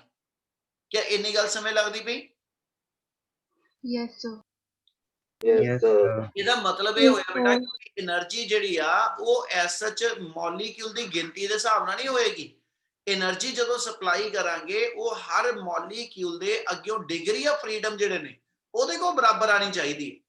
ਠੀਕ ਹੈ, ਬੇਸ਼ੱਕ ਉਹ ਡਾਇਐਟੋਮਿਕ ਗੈਸ ਦਾ ਕੋਈ ਮੋਲੀਕਿਊਲ ਆ ਜਿਹਦੀਆਂ 5 ਡਿਗਰੀ ਆਫ ਫਰੀडम ਆ ਤੇ ਬੇਸ਼ੱਕ ਉਹ ਮੋਨੋਐਟੋਮਿਕ ਗੈਸ ਦਾ ਮੋਲੀਕਿਊਲ ਆ ਜਿਹਦੀਆਂ 3 ਡਿਗਰੀ ਆਫ ਫਰੀडम ਆ ਤੇ at a time 1 degree of freedom ਦੇ ਕੋਲ ਮਤਲਬ ਇੱਕ ਐਕਸਿਸ ਦੇ ਅਲੋਂਗ ਟ੍ਰਾਂਸਲੇਟਰੀ ਮੋਸ਼ਨ ਚ ਜਾਂ ਰੋਟੇਸ਼ਨਲ ਮੋਸ਼ਨ ਚ ਜਾਂ ਵਾਈਬ੍ਰੇਸ਼ਨਲ ਮੋਸ਼ਨ ਉਹਦੇ ਕੋਲ એનર્ਜੀ ਜਿਹੜੀ ਆ ਉਹ ਬਰਾਬਰ ਦੀ ਆਏਗੀ। ਔਰ ਹੋਏਗੀ ਕਿੰਨੀ, ਉਸ ਚੀਜ਼ ਨੂੰ ਅਸੀਂ law of equipartition of energy the statement ਚ ਬੋਲਣ ਲੱਗੇ। in any thermodynamical system energy is always distributed equally, energy is always distributed equally among all the degree of freedom of a given gas molecule। ਕਿਸੇ ਵੀ gas molecule the degree of freedom ਨੂੰ ਅਸੀਂ equal amount of energy ਦਿੰਨੇ ਆ and that amount of energy always equal to half kBT। ਠੀਕ ਹੈ, ਜਿਹੜੀ energy ਹਰ gas molecule ਨੂੰ ਜਾਏਗੀ, ਹਰ gas molecule the ਅੱਗਿਓਂ Har degree of freedom ਨੂੰ ਜਾਏਗੀ, ਉਸ એનર્ਜੀ ਦੀ ਅਮਾਉਂਟ ਮੇਰੇ ਕੋਲ ਹਮੇਸ਼ਾ ਹਾਫ kBT ਦੇ ਬਰਾਬਰ ਹੋਏਗੀ। ਜਦੋਂ ਉਹਦੀ ਐਸ ਸੱਚ ਰੋਟੇਸ਼ਨਲ ਡਿਗਰੀ ਗਿਣਾਂਗੇ ਜਾਂ ਟ੍ਰਾਂਸਲੇਸ਼ਨਲ, ਜੇ ਵਾਈਬ੍ਰੇਸ਼ਨਲ ਆ ਉਹਦੀ ਗੱਲ ਅੱਗੇ ਜਾ ਕੇ ਹਜੇ ਜੋੜ ਦਿੰਦਾ। ਠੀਕ ਹੈ, ਜੇ ਵਾਈਬ੍ਰੇਸ਼ਨਲ ਤੇ ਕੁਝ ਹੋਰ ਟਰਮ ਐਡ ਕਰਾਉਂਗਾ, ਪਰ ਜੇ ਮੋਲੀਕਿਊਲ ਦੀ ਟ੍ਰਾਂਸਲੇਸ਼ਨਲ ਮੋਸ਼ਨ ਆ ਜਾਂ ਮੋਲੀਕਿਊਲ ਦੀ ਰੋਟੇਸ਼ਨਲ ਮੋਸ਼ਨ ਆ, ਦੋਨਾਂ ਹੀ ਮੋਸ਼ਨ ਦੇ ਅੰਦਰ ਹਰ ਮੋਸ਼ਨ ਨੂੰ ਕੰਪਲੀਟ ਕਰਨ ਵਾਸਤੇ, ਠੀਕ ਹੈ, ਕਿਸੇ ਵੀ ਐਕਸਿਸ ਦੇ ਅਲੋਂਗ ਜਿਹੜੀ ਉਹਦੇ ਕੋਲ એનર્ਜੀ ਹੋਏਗੀ that always equal to half kbt। ਅਸੀਂ ਕਿੱਥੋਂ ਚੁੱਕੀ ਹੈ ਵੈਲਿਊ? ਅਸੀਂ ਡਿਫਾਈਨ ਕਰੀਏ ਤੇ ਇਹਨੂੰ ਇਦਾਂ ਕਹਿੰਦੇ ਨੇ ਕਿ ਜੇ ਕਿਨੈਟਿਕ એનર્ਜੀ ਨੂੰ ਡਿਫਾਈਨ ਕਰੀਏ ਇੱਕ ਗੈਸ ਮੋਲੀਕਿਊਲ ਦੀ, ਕਿਨੈਟਿਕ એનર્ਜੀ ਆਪਾਂ ਵਨ ਗੈਸ ਮੋਲੀਕਿਊਲ ਡਿਫਾਈਨ ਕਰਾ ਤੇ ਆਪਾਂ ਬੜਾ ਇਸੇ ਚੈਪਟਰ 'ਚ ਪੜਿਆ ਸੀਗਾ ਕਿ ਕਿਨੈਟਿਕ એનર્ਜੀ ਇੱਕ ਗੈਸ ਮੋਲੀਕਿਊਲ ਦੀ 3/2 kbt। ਪਤਾ ਜੋ ਲਿਖ ਰਿਹਾ Yes, sir. ਆਪਾਂ ਐਵਰੇਜ ਕਿਨੈਟਿਕ એનર્ਜੀ, ਟੌਪਿਕ ਦਾ ਨਾਮ ਸੀਗਾ ਐਵਰੇਜ ਕਿਨੈਟਿਕ એનર્ਜੀ ਪਰ ਮੋਲੀਕਿਊਲ ਆਫ ਦਾ ਗੈਸ, ਠੀਕ ਹੈ, ਉਸੇ ਚੀਜ਼ ਨੂੰ ਇੱਥੇ ਡਿਫਾਈਨ ਕਰਦਾ ਪਿਆ। ਤੇ ਅਸੀਂ ਕਿਹਾ ਸੀ ਇੱਕ ਮੋਲੀਕਿਊਲ ਦੀ ਕਿਨੈਟਿਕ એનર્ਜੀ ਜਿਹੜੀ ਹੁੰਦੀ ਆ ਉਹਦੀ ਵੈਲਿਊ 3/2 kbt ਆ। ਤੇ ਜੇ ਮੇਰੇ ਕੋਲੋਂ ਐਸ ਸੱਚ ਇਸ એનર્ਜੀ ਨੂੰ ਮੈਂ ਕਿਸੇ ਮੋਨੋ ਐਟੋਮਿਕ ਗੈਸ ਦੇ ਮੋਲੀਕਿਊਲ ਨੂੰ ਸਪਲਾਈ ਕਰਨੀ ਹੋਵੇ, ਤੇ ਮੈਨੂੰ ਪਤਾ ਮੋਨੋ ਐਟੋਮਿਕ ਗੈਸ ਮੋਲੀਕਿਊਲ ਜਦੋਂ ਸਪੇਸ 'ਚ ਮੂਵ ਕਰਦਾ ਤੇ ਉਹਦੀ ਸਾਈਮਲਟੇਨੀਅਸਲੀ 3 ਐਕਸਿਸ ਤੇ ਮੋਸ਼ਨ ਆ, ਇੱਕ x ਦੇ ਲੌਂਗ, ਇੱਕ y ਦੇ ਲੌਂਗ ਔਰ ਇੱਕ z ਦੇ ਲੌਂਗ। ਇਹਦਾ ਮਤਲਬ ਤਿੰਨਾਂ ਐਕਸਿਸ ਦੇ ਉੱਤੇ ਉਹਦੇ ਕੋਲ એનર્ਜੀ ਦੀ ਅਮਾਉਂਟ ਜਿਹੜੀ ਆ ਹਨਾ ਉਹ ਇਕੁਅਲ ਹੋਏਗੀ। ਇਹ ਨਹੀਂ ਜਦੋਂ ਸਪੇਸ 'ਚ ਮੂਵ ਕਰ ਰਿਹਾ ਤੇ x ਕੋਆਰਡੀਨੇਟ ਛੋਟਾ ਵਾ, y ਵੱਡਾ ਵਾ ਤੇ z ਵੱਡਾ ਵਾ, ਠੀਕ ਹੈ, ਤਿੰਨੇ ਐਕਸਿਸ ਦੇ ਉੱਤੇ ਉਹਦੇ ਜਿਹੜੇ ਕੋਆਰਡੀਨੇਟਸ ਨੇ ਉਹ ਇਕੁਅਲ ਕਵਰ ਹੋਊਗੇ। ਇਹਦਾ ਮਤਲਬ ਹੋ ਗਿਆ ਤਿੰਨਾਂ ਐਕਸਿਸ ਤੇ ਮੂਵ ਕਰਨ ਦੀ ਜਿਹੜੀ એનર્ਜੀ ਅਵੇਲੇਬਲ ਆ ਉਹ ਇਕੁਅਲ ਅਮਾਉਂਟ 'ਚ ਹੋਏਗੀ।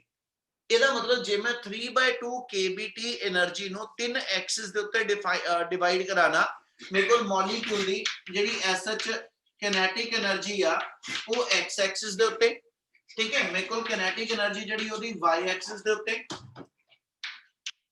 ਮੇਰੇ ਕੋਲ ਕਿਨੈਟਿਕ એનર્ਜੀ ਉਹਦੀ ਜਿਹੜੀ z ਐਕਸਿਸ ਦੇ ਉੱਤੇ, ਆ 3 ਐਕਸਿਸ ਦੇ ਉੱਤੇ ਉਸ ਮੋਲੀਕਿਊਲ ਕੋਲ ਕਿਨੈਟਿਕ એનર્ਜੀ ਅਵੇਲੇਬਲ ਆ। ਤੇ ਜੇ ਉਹ 3 ਐਕਸਿਸ ਦੇ ਉੱਤੇ ਕਿਨੈਟਿਕ એનર્ਜੀ ਅਵੇਲੇਬਲ ਆ ਔਰ ਤਿੰਨਾਂ ਐਕਸਿਸ ਦੇ ਉੱਤੇ એનર્ਜੀ ਇਕੁਅਲ ਅਮਾਉਂਟ 'ਚ ਆ, ਤੇ ਇਹਦਾ ਮਤਲਬ ਜੇ ਮੈਂ 3/2 kbt ਨੂੰ ਡਿਵਾਈਡ ਕਰਾਂ ਤਿੰਨਾਂ ਐਕਸਿਸ ਦੇ ਉੱਤੇ ਤੇ each axis will got the same energy. Yes, sir. Yes, sir. ਤੇ ਜੇ ਹਰ ਐਕਸਿਸ ਦੇ ਉੱਤੇ ਉਹ એનર્ਜੀ ਉਹਨੂੰ ਬਰਾਬਰ ਮਿਲਦੀ ਪਈ ਆ ਤੇ ਹਰ ਐਕਸਿਸ ਦੇ ਉੱਤੇ ਜਿਹੜੀ એનર્ਜੀ ਹੋਏਗੀ ਜੇ ਇਹਨੂੰ ਡਿਫਾਈਨ ਕਰ ਦਈਏ ਤੇ ਐਵਰੇਜ ਕਿਨੈਟਿਕ એનર્ਜੀ, ਐਵਰੇਜ ਵੈਲਿਊ ਲਿਖਦਾ ਪਿਆ, ਐਵਰੇਜ ਲਿਖਣ ਦਾ ਮੈਥਡ ਹੈ ਲੈਸਰ ਔਰ ਗ੍ਰੇਟਰ ਦੇ ਸਾਈਨ ਦੇ ਅੰਦਰ ਜੇ ਟਰਮ ਲਿਖਦੇ ਹੋ ਇਹ ਐਵਰੇਜ ਵੈਲਿਊ ਡਿਫਾਈਨ ਕਰਦਾ। ਇਹਦੀ ਵੈਲਿਊ ਮੇਰੇ ਕੋਲ ਜਿਹੜੀ ਹੋਏਗੀ ਉਹ ਹਾਫ kbt ਆ ਜੂਗੀ।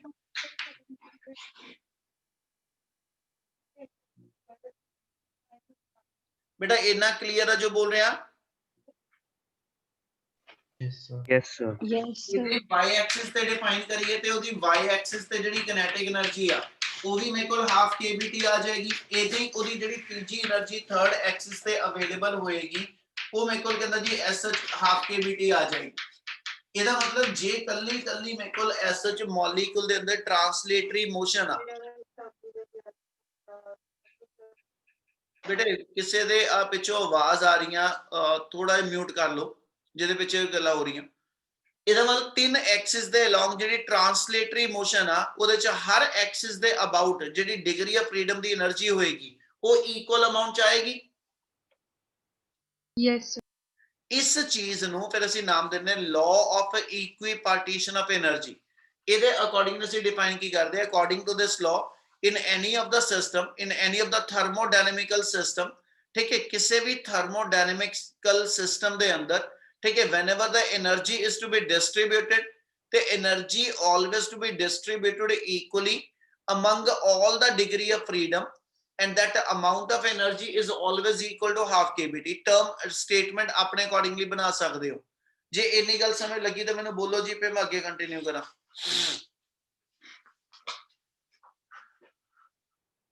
Clear is Clear, sir. Clear, sir. ਲਵਿਸ਼ਾ ਇੱਕ ਵਾਰੀ ਅਟੈਂਡੈਂਸ ਲਾਇਆ ਹੁਣ ਇਸ ਵੇਲੇ, ਪਹਿਲੋ ਜਿਹੜੀ ਲੈ ਲਈ ਠੀਕ ਆ, ਲਈ ਮੈਂ ਡਿਫਰੈਂਸ ਦੇਖਣਾ ਕਿਹੜੇ ਕਿਹੜੇ ਨਿਆਣੇ ਸਕਿਪ ਹੋਏ ਆ ਵਿੱਚੋਂ, ਕਿਹਦਾ ਕਿਹਦਾ ਸਿਗਨਲ ਟੁੱਟਿਆ ਵਾ। Okay, sir. ਹਾਂਜੀ ਇਹਨਾਂ ਕਲੀਅਰ ਹੈ ਜੀ? Yes, sir. Yes, sir. Yes. ਇਹ ਪਤਾ ਆਪਾਂ એનર્ਜੀ ਦੀ ਅਮਾਉਂਟ ਲੈ ਲਈ ਟ੍ਰਾਂਸਲੇਟਰੀ ਮੋਸ਼ਨ ਕਰਕੇ ਨਾ।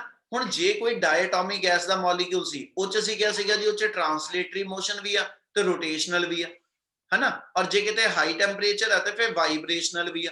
ਹੁਣ ਜੇ ਮੈਂ ਇਹਦੇ ਇਲਾਵਾ ਅਸੀਂ ਅੱਗੇ ਕੰਟੀਨਿਊ ਕਰੀਏ, ਜਦੋਂ ਬੋਡੀ ਜਿਹੜੀ ਮੇਰੇ ਕੋਲ ਕੋਈ ਗੈਸ ਮੋਲੀਕਿਊਲ ਡਾਇਐਟੋਮਿਕ ਦਾ ਰੋਟੇਟ ਕਰੇਗਾ ਤੇ ਇਹਦਾ ਮਤਲਬ ਉਹਦੇ ਕੋਲ ਰੋਟੇਸ਼ਨਲ ਕਿਨੈਟਿਕ एनर्जी ਹੋ। Yes. sir, किनेटिक लिखी आ किनेटिक एनर्जी ਉਹਦੀ ਟ੍ਰਾਂਸਲੇਟਰੀ ਮੋਸ਼ਨ ਕਰਕੇ ਉਹਦੀ ਲੀਨੀਅਰ ਮੋਸ਼ਨ ਕਰਕੇ ਆਈ ਆ। ਪਰ ਜੇ ਆ ਮੋਲੀਕਿਊਲ ਜਿਹੜਾ ਵਾ ਮੇਰੇ ਕੋਲ ਆਪਣੇ ਕਿਸੇ ਐਕਸਿਸ ਦੇ ਅਬਾਊਟ ਰੋਟੇਟ ਕਰਦਾ ਪਿਆ ਹੈ ਨਾ, ਕਿਸੇ ਵੀ ਇੱਕ ਐਕਸਿਸ ਦੇ ਅਬਾਊਟ ਰੋਟੇਟ ਕਰ ਰਿਹਾ, ਤਾਂ ਅਸੀਂ ਕਿਹਾ ਸੀ ਰੋਟੇਸ਼ਨਲ ਦੋ ਐਕਸਿਸ ਪੋਸੀਬਲ। ਇਹਦਾ ਮਤਲਬ ਫਿਰ ਉਹਦੇ ਕੋਲ ਜਿਹੜੀ ਐਡੀਸ਼ਨਲ ਕਿਨੈਟਿਕ એનર્ਜੀ ਹੋਏਗੀ, ਯਾਨੀ ਜੇ ਆਪਾਂ ਉਹਦੀ ਟੋਟਲ એનર્ਜੀ ਲਿਖੀਏ ਤੇ ਇੱਕ ਉਹਦੀ ਟ੍ਰਾਂਸਲੇਟਰੀ ਮੋਸ਼ਨ ਤੋਂ ਆਏਗੀ ਤੇ ਇੱਕ ਉਹਦੀ ਰੋਟੇਸ਼ਨਲ ਮੋਸ਼ਨ ਤੋਂ ਆਏਗੀ। ठीक है, ट्रांसलेटरी मोशन तो अपने को जेडी energy half M v square दी पहुंचा।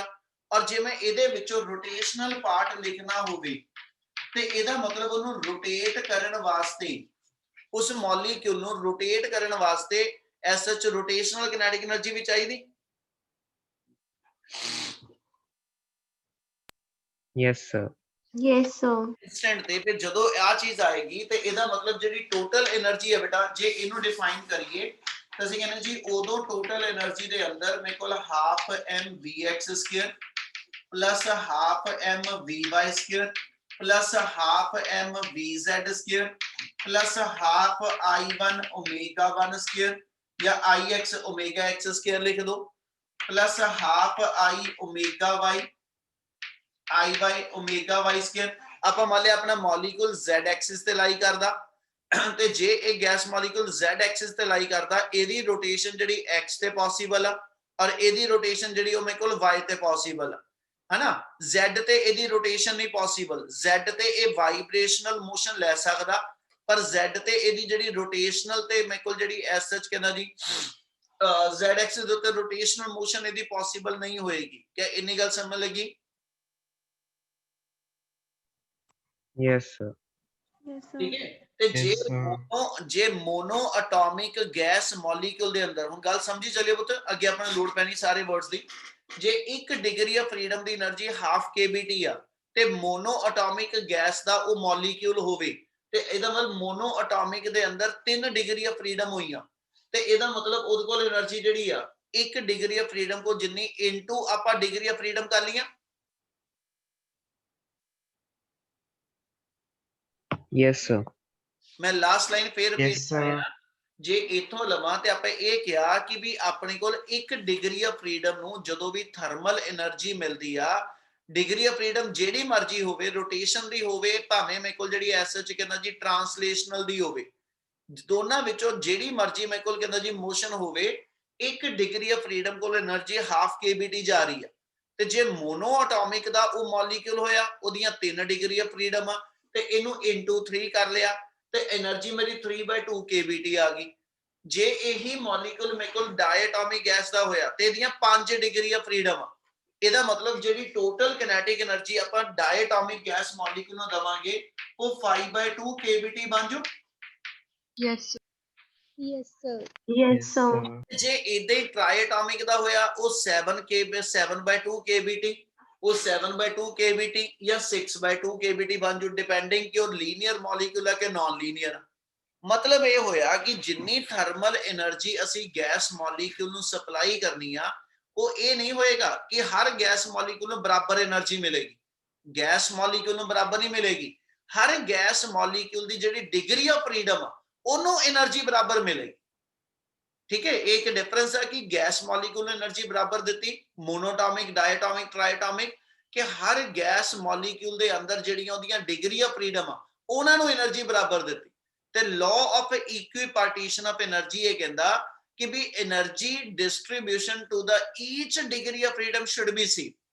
ਸੋ ਜਦੋਂ એનર્ਜੀ ਡਿਸਟ੍ਰੀਬਿਊਟ ਕਰਾਂਗੇ ਅਸੀਂ ਉਹਨੂੰ ਇਹ ਨਹੀਂ ਕਿ ਆ 10 ਜੂਲ ਜਿਹੜੀ ਆ ਮੋਨੋਟੋਪਿਕ ਨੂੰ ਵੀ ਦੇ ਦਿਓ, 10 ਜੂਲ ਡਾਈ ਨੂੰ ਵੀ ਦੇ ਦਿਓ, 10 ਜੂਲ ਟਰਾਈ ਨੂੰ ਵੀ ਦੇ ਦਿਓ, ਕਹਿੰਦਾ ਨਹੀਂ ਇਦਾਂ ਨਹੀਂ ਹੋਏਗਾ। ਤੁਸੀਂ ਜਦੋਂ એનર્ਜੀ ਦੇਣੀ ਆ ਉਹਨਾਂ ਦੀਆਂ ਡਿਗਰੀ ਆਫ ਫਰੀडम ਕਾਊਂਟ ਕਰਕੇ ਦੇਣੀ ਆ ਕਿ ਮੋਨੋਟੋਮਿਕ ਦੀ ਹਰ ਡਿਗਰੀ ਆਫ ਫਰੀडम ਕੋ એનર્ਜੀ ਬਰਾਬਰ ਆਵੇ, diatomic they her degree of freedom को एनर्जी बराबर आवे, ठीक है। और वो amount of energy her degree of freedom को जी वो हाफ kBT आ। जे मोशन मेरी गैस मॉलिक्यूल दी ट्रांसलेशनल मोशन आ या रोटेशनल। हुण मैं तीजा वर्ड ऐड कर रहा, ਜੇ ਮੋਲੀਕਿਊਲ ਦੀ ਮੇਰੇ ਕੋਲ ਵਾਈਬ੍ਰੇਸ਼ਨਲ ਮੋਸ਼ਨ ਵੀ ਹੋਵੇ, ਉਹ ਕਹਿੰਦਾ ਜੇ ਵਾਈਬ੍ਰੇਸ਼ਨਲ ਮੋਸ਼ਨ ਹੋਏਗੀ ਨਾ ਤੇ ਹਰ ਮੋਲੀਕਿਊਲ ਕੋ એનર્ਜੀ ਜਿਹੜੀ ਆ, ਹਰ ਮੋਲੀਕਿਊਲ ਕੋ ਵਾਈਬ੍ਰੇਸ਼ਨਲ ਮੋਸ਼ਨ ਕਰਕੇ ਜਿਹੜੀ એનર્ਜੀ ਆ ਉਹ ਹਾਫ kBt ਨਾ ਆ ਕੇ ਉਹ kBt ਹੋਏਗੀ, ਯਾਨੀ ਇਹ ਤੋਂ ਡਬਲ ਹੋਏਗੀ। ਕਹਿੰਦਾ ਵੀ ਉਹ ਕਿਉਂ? ਤੇ ਉਹਦਾ ਅਸੀਂ ਕਾਰਨ ਇਹ ਦੱਸ ਦਿੰਨੇ ਕਿ ਵੀ ਜਿਹੜੀ ਮੇਰੇ ਕੋਲ ਐਸਐਚ ਵਾਈਬ੍ਰੇਸ਼ਨਲ ਮੋਸ਼ਨ ਹੋਏਗੀ ਨਾ, ਉਹ ਚ ਇੱਕੋ ਟਾਈਮ ਤੇ, ਉਦੋਂ ਇੱਕੋ ਟਾਈਮ ਤੇ ਦੋ ਤਰ੍ਹਾਂ ਦੀ ਮੋਸ਼ਨ ਆ। ਜੇ ਮੇਰੇ ਕੋਲ ਟ੍ਰਾਂਸਲੇਸ਼ਨਲ ਮੋਸ਼ਨ ਲਵਾਂ ਤੇ ਕੱਲੀ ਕਿਨੈਟਿਕ એનર્ਜੀ ਆ, है ना, मॉलिक्यूल मूव करता पे एक्स ते वाई ते जेड ते या स्पेस दे अंदर, और को कली ट्रांसलेशनल किनेटिक एनर्जी है। जे ये रोटेट करता पे, ठीक है, किसी भी एक्सिस दे उत्ते ते इहदे कोल भी कली रोटेशनल किनेटिक एनर्जी आ। पर जे ये वाइब्रेट करता पे ना, जे ये वाइब्रेट कर रहा ते पुत वाइब्रेशन दे अंदर असीं लैके चलदे दो चीज़ां, एक ते ये एटम जिहड़े वाइब्रेट करते पे इहदा मतलब इन्हां को किनेटिक एनर्जी दा कंपोनेंट होएगा, ਤੇ ਦੂਜਾ ਇਹਨਾਂ ਐਟਮ ਦੇ ਅੰਦਰ ਇੰਟਰ ਪਾਰਟੀਕਲ ਇੰਟਰੈਕਸ਼ਨ ਵੀ ਹੋਏਗੀ। ਦੋਨਾਂ ਐਟਮ ਦੀ ਆਪਸ ਦੇ ਵਿੱਚ ਇੱਕ ਦੂਜੇ ਨਾਲ ਇੰਟਰੈਕਸ਼ਨ ਵੀ ਹੈਗੀ ਆ। ਉਸ ਇੰਟਰੈਕਸ਼ਨ ਦੇ ਕਰਕੇ ਇਹਦੇ ਕੋਲ ਜਿਹੜੀ ਪੋਟੈਂਸ਼ੀਅਲ એનર્ਜੀ ਵੀ ਹੋਏਗੀ। ਇਹਦਾ ਮਤਲਬ ਜਦੋਂ ਮੋਲੀਕਿਊਲ ਟ੍ਰਾਂਸਲੇਟਰੀ ਮੋਸ਼ਨ ਚ ਆ, ਉਹ ਫ੍ਰੀ ਆ, ਹਨਾ, ਉਹ ਫ੍ਰੀ ਮੋਲੀਕਿਊਲ ਆ, ਉਹਦੀ ਕਿਸੇ ਦੂਜੇ ਮੋਲੀਕਿਊਲ ਨਾਲ ਇੰਟਰੈਕਸ਼ਨ ਨਹੀਂ ਹੈਗੀ। ਅਸੀਂ ਡਾਇਆਟੋਮਿਕ ਨੂੰ ਇਹ ਗਿਣ ਲਿਆ ਸੀ, ਡਾਇਆਟੋਮਿਕ ਦੇ ਦੋਨੋਂ ਐਟਮ ਇਕੱਠੇ ਹੋ ਕੇ ਸਿੰਗਲ ਬਣ ਗਿਆ, ਤੇ ਜੇ ਸਿੰਗਲ ਬਣ ਗਿਆ ਤੇ ਇਹਦਾ ਮਤਲਬ ਉਹਦੀ ਕਿਸੇ ਦੂਜੇ ਐਟਮ ਨਾਲ ਕੋਈ ਇੰਟਰੈਕਸ਼ਨ ਨਹੀਂ ਰਹੇਗੀ, ਉਹ ਇੰਡੀਪੈਂਡੈਂਟ ਮੂਵ ਕਰਦਾ। ਇਸ ਲਈ ਉਦੋਂ ਕੱਲੀ ਟ੍ਰਾਂਸਲੇਸ਼ਨਲ ਕਿਨੈਟਿਕ એનર્ਜੀ ਆਈ, ਠੀਕ ਹੈ, ਉਦੋਂ ਕੋਈ ਆਪਣੇ ਕੋਲ ਜਿਹੜੀ ਇਹਦੀ ਐਸਐਚ ਕਹ ਲੋ ਇੰਟਰੈਕਸ਼ਨ ਦੇ ਕਰਕੇ એનર્ਜੀ ਨਹੀਂ ਆਈ। ਪਰ ਜੇ ਮੇਰੇ ਕੋਲ ਐਸਐਚ ਵਾਈਬ੍ਰੇਸ਼ਨਲ ਮੋਸ਼ਨ ਆ, ਤੇ ਵਾਈਬ੍ਰੇਸ਼ਨਲ ਮੋਸ਼ਨ ਦੇ ਅੰਦਰ ਹਮੇਸ਼ਾ ਹੀ ਐਟਮ ਆਪਣੇ ਕਹਿੰਦਾ ਜੀ ਪੋਜੀਸ਼ਨ ਦੇ ਅਬਾਊਟ ਵਾਈਬ੍ਰੇਟ ਕਰਦੇ ਆ, ਆਪਣੀ ਪੋਜੀਸ਼ਨ ਲੀਵ ਆਊਟ ਨਹੀਂ ਕਰਦੇ। ਇੰਨੀ ਗੱਲ ਸਮਝ ਲੱਗ ਰਹੀ? Yes, sir. ਤੇ ਜੇ ਮੋਲੀਕਿਊਲ ਆਪਣੀ ਪੋਜੀਸ਼ਨ ਦੇ ਅਬਾਊਟ ਵਾਈਬ੍ਰੇਟ ਕਰਦੇ, ਇਹਦਾ ਮਤਲਬ ਆ ਇਸ ਇੰਟਰੈਕਸ਼ਨ ਦੇ ਅਗੇਂਸਟ ਵੀ ਵਰਕ ਕਰਦੇ ਪਏ, ਤੇ ਦੂਜਾ ਉਹਨਾਂ ਦੇ ਅੰਦਰ ਮੋਸ਼ਨ ਵੀ ਹੈ। ਤੇ ਫਿਰ ਉਦੋਂ ਜਿਹੜੀ એનર્ਜੀ ਹੋਏਗੀ ਨਾ, ਉਹਦੀਆਂ ਦੋ ਫਾਰਮਸ ਹੋਣਗੀਆਂ। ਵਾਈਬ੍ਰੇਸ਼ਨਲ ਮੋਸ਼ਨ ਦੇ ਅੰਦਰ એનર્ਜੀ ਹਾਫ kBt ਨਾ ਆ ਕੇ ਵਾਈਬ੍ਰੇਸ਼ਨਲ ਮੋਸ਼ਨ ਦੇ ਅੰਦਰ એનર્ਜੀ ਹਾਫ kBt ਮੇਰੇ ਕੋਲ ਆ ਜਾਏਗੀ ਕਿਨੈਟਿਕ એનર્ਜੀ ਦੀ ਫਾਰਮ ਚ, ਤੇ ਹਾਫ kBt ਮੇਰੇ ਕੋਲ ਚਾਹੀਦੀ ਮੈਨੂੰ ਜਿਹੜੀ SHO ਦੀ ਕਹਿੰਦਾ ਜੀ ਪੋਟੈਂਸ਼ੀਅਲ એનર્ਜੀ ਦੀ ਫਾਰਮ ਚ। ਇਸ ਲਈ ਵਾਈਬ੍ਰੇਸ਼ਨਲ ਮੋਸ਼ਨ ਜਦੋਂ ਲਵਾਂਗੇ ਤੇ ਜਿਹੜੀ એનર્ਜੀ 1 ਡਿਗਰੀ ਆਫ ਫਰੀडम ਕੋਲ ਹੋਏਗੀ, ਜਿਹੜੀ ਵਾਈਬ੍ਰੇਸ਼ਨਲ એનર્ਜੀ 1 ਡਿਗਰੀ ਆਫ ਫਰੀडम ਕੋ ਹੋਏਗੀ, ਉਹ ਹਾਫ kBt ਨਾਲ ਲੈ ਕੇ ਉਹਦੀ એનર્ਜੀ ਦੇ ਅਮਾਉਂਟ kBt ਕਾਊਂਟ ਕਰਾਂਗੇ। ਇੰਨੀ ਗੱਲ ਸਮਝ ਆਈ? Yes, sir. यार Yes, मैं sir. Yes, sir. रिस्पांस ही Yes, sir. Yes, sir. ਤਿੰਨ ਚੀਜ਼ਾਂ ਕੀਤੀਆਂ, ਠੀਕ ਹੈ ਜੀ। ਆਪਾਂ ਕਹਿ ਰਹੇ ਕਿ ਜਦੋਂ ਆਪਾਂ ਇਕੁਇਪਾਰਟੀਸ਼ਨ ਆਫ એનર્ਜੀ ਦੇ ਅਕੋਰਡਿੰਗਲੀ ਕਿਸੇ ਗੈਸ ਮੋਲੀਕਿਊਲ ਨੂੰ એનર્ਜੀ ਦੇਣੀ ਨਾ ਬੇਟੇ, ਤਾਂ ਅਸੀਂ ਕਹਿੰਦੇ ਉਹ એનર્ਜੀ ਦੀ ਅਮਾਉਂਟ ਉਹਨੂੰ ਦੇਣ ਲੱਗੇ ਇਹ ਜ਼ਰੂਰ ਚੈੱਕ ਕਰੋ ਕਿ ਵੀ ਉਹ ਚ ਕਿਹੜੀ ਕਿਹੜੀ ਟਾਈਪ ਦੀ ਮੋਸ਼ਨ ਆ, ਠੀਕ ਹੈ। ਕਿਆ ਉਹਦੇ ਅੰਦਰ ਜਿਹੜੀ ਮੇਰੇ ਕੋਲ ਕੱਲੀ ਟ੍ਰਾਂਸਲੇਟਰੀ ਮੋਸ਼ਨ ਆ, ਕਿ ਉਹ ਚ ਮੇਰੇ ਕੋਲ ਟ੍ਰਾਂਸਲੇਟਰੀ ਤੇ ਰੋਟੇਸ਼ਨਲ ਦੋਨੋਂ ਆ, ਕਿ ਮੇਰੇ ਕੋਲ ਟ੍ਰਾਂਸਲੇਟਰੀ ਰੋਟੇਸ਼ਨ ਦੇ ਨਾਲ ਨਾਲ ਉਹ ਚ ਵਾਈਬ੍ਰੇਸ਼ਨ ਵੀ ਆ। ਜੇ ਟ੍ਰਾਂਸਲੇਟਰੀ ਕੱਲੀ ਆ ਤੇ ਉਹ ਕਹਿੰਦਾ ਜੀ ਫਿਰ ਹਰ ਡਿਗਰੀ ਆਫ ਫਰੀडम ਨੂੰ એનર્ਜੀ ਹਾਫ kBt ਦਵਾਂਗੇ, ਠੀਕ ਹੈ। ਔਰ ਇਹ ਸਾਰੀ એનર્ਜੀ ਉਹਦੀ ਲੀਨੀਅਰ ਕਿਨੈਟਿਕ એનર્ਜੀ ਦੀ ਫਾਰਮ ਚੋਂ ਵਰਤੂਗਾ। ਜੇ ਮੇਰੇ ਕੋਲ ਐਸਐਚ ਬਾਡੀ ਦੇ ਅੰਦਰ ਟ੍ਰਾਂਸਲੇਟਰੀ ਦੇ ਨਾਲ ਨਾਲ ਰੋਟੇਸ਼ਨਲ ਵੀ ਆ, ਤੇ ਅਸੀਂ એનર્ਜੀ ਉਹਨੂੰ ਜਿਹੜੀ ਹਾਫ ਕਹਿੰਦਾ ਜੀ mv² ਦੀ ਫਾਰਮ ਚ, ਯਾਨੀ ਲੀਨੀਅਰ ਕਿਨੈਟਿਕ એનર્ਜੀ ਵੀ ਦਵਾਂਗੇ ਤੇ ਰੋਟੇਸ਼ਨਲ ਕਿਨੈਟਿਕ એનર્ਜੀ ਵੀ ਉਹਨੂੰ ਦਵਾਂਗੇ, ਠੀਕ ਹੈ। ਯਾਨੀ ਇਹਨਾਂ ਦੋਨਾਂ ਫਾਰਮ ਚ ਉਹਨੂੰ એનર્ਜੀ ਅਸੀਂ half kBt each degree of freedom ਲਈ ਦਿੰਦੇ ਜਾਵਾਂਗੇ। ਪਰ ਜੇ ਇਹ ਕਹੀਏ ਕਿ ਵੀ ਮੋਲੀਕਿਊਲ ਜਿਹੜਾ ਵਾ ਹਾਈ ਟੈਂਪਰੇਚਰ ਤੇ ਅਵੇਲੇਬਲ ਔਰ ਉਹ ਵਾਈਬ੍ਰੇਟ ਵੀ ਕਰਦਾ, ਤੇ ਜੇ ਵਾਈਬ੍ਰੇਟ ਵੀ ਕਰਦਾ ਤੇ ਵਾਈਬ੍ਰੇਸ਼ਨ ਕਰਾਉਣ ਵਾਸਤੇ ਉਹਨੂੰ ਦੋ ਤਰ੍ਹਾਂ ਦੀ એનર્ਜੀ ਚਾਹੀਦੀ ਹੈ। ਇੱਕ ਉਹਨੂੰ ਇੰਟਰੈਕਸ਼ਨ ਨੂੰ ਮੇਨਟੇਨ ਕਰਨ ਵਾਸਤੇ, ਔਰ ਦੂਜਾ ਆਪਣੀ ਮੋਸ਼ਨ ਨੂੰ ਬਣਾ ਕੇ ਰੱਖਣ ਵਾਸਤੇ, ਠੀਕ ਹੈ। ਇਸ ਲਈ ਫਿਰ ਉਦੋਂ ਜਿਹੜੀ એનર્ਜੀ ਆ ਉਹ ਹਾਫ kBt ਨਾ ਆ ਕੇ ਮੇਰੇ ਕੋਲ kBt ਦੀ ਫਾਰਮ ਚ ਆਏਗੀ। क्या ਇੰਨੀ ਗੱਲ ਸਮਝ ਲੱਗੀ? Yes, Yes, sir. Yes, sir. Yes, sir. क्या law of equipartition of energy clear है सारिਆਂ ਨੂੰ जी? yes, sir. Yes, sir. Yes, sir. ਆਪਾਂ ਦੋ Yes, topic, degree of freedom, ਠੀਕ ਹੈ, ਤੇ ਇੱਕ ਲॉ ਆਫ ਇਕੁਇਪਾਰटीशन ਆਫ એનર્ਜੀ। ਔਰ ਇਹਨਾਂ ਦੋਨਾਂ ਟੌਪਿਕ ਨੂੰ ਜੋੜ ਕੇ ਆਪਣਾ ਅਗਲਾ ਟੌਪਿਕ ਬਣਨਾ। क्या ਇਹ ਦੋ ਚੀਜ਼ਾਂ ਕਲੀਅਰ ਆ? Yes, sir. Yes, sir. Yes, sir. Understood. ਮੈਨੂੰ ਕੱਲ ਨੂੰ ਇਹ ਸਾਰਾ ਪਾਠ ਪੜਿਆ ਚਾਹੀਦਾ ਹਰ ਇੱਕ ਦਾ